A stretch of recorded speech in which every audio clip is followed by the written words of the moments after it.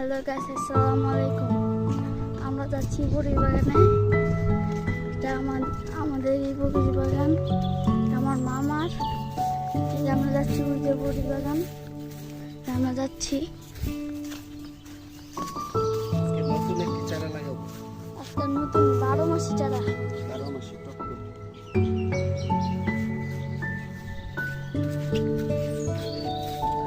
দেখেন কত বড় বড়ি বাগান।